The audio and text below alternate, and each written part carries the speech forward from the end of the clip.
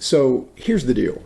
In Virginia, a real estate agent who lists a house has the option to act as a dual agent or not with the authorization of their sellers. Except for very specific situations where both parties already know each other and are in agreement, I would never recommend dual agency for a seller client. Here's my reasoning. In item 3A of our Virginia listing agreement, it states that as a dual agent, I would represent both the purchaser and the owner, meaning the seller, in a transaction. Well, I find that language interesting. I mean, ask an attorney to represent both sides and see how much sense that makes. It doesn't. The essence of what dual agency means is this.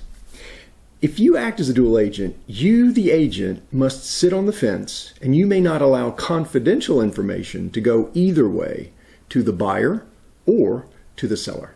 Well, if that's the case, then I'm no longer representing my seller client who's paying my brokerage fee for marketing and representation. So for me, that just makes no sense. My seller deserves full marketing and representation in all negotiations until we complete a successful closing.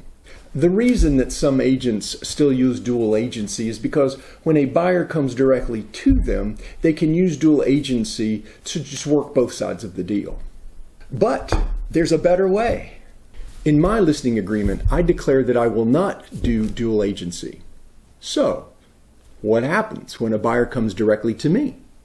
Well, obviously, we don't want to lose that buyer.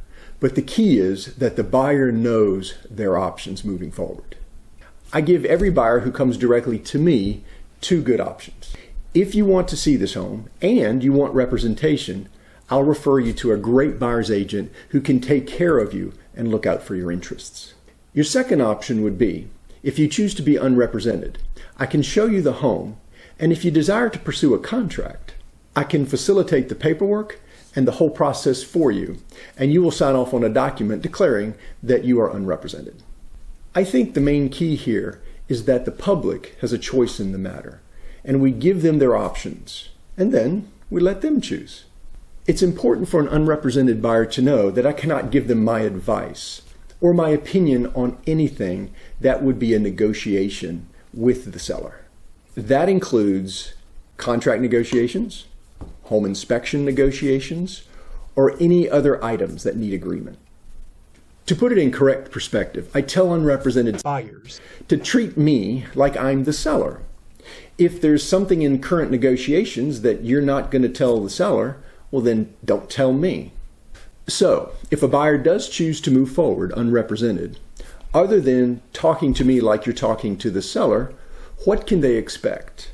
They will receive from me full setup coordination of each step along the way. I like to give clear and regular communication all the way till closing, so that at every step they know their options. So I am there to organize the process and answer every question, but all the while acting as a neutral facilitator. So whether you decide to move forward with the buyer's agent or unrepresented, you get to decide what works best for you. My name is Maury, and I've helped home buyers and home sellers since 1990 in Charlottesville and all 7 surrounding counties. Let's chat and get you on a good path right away.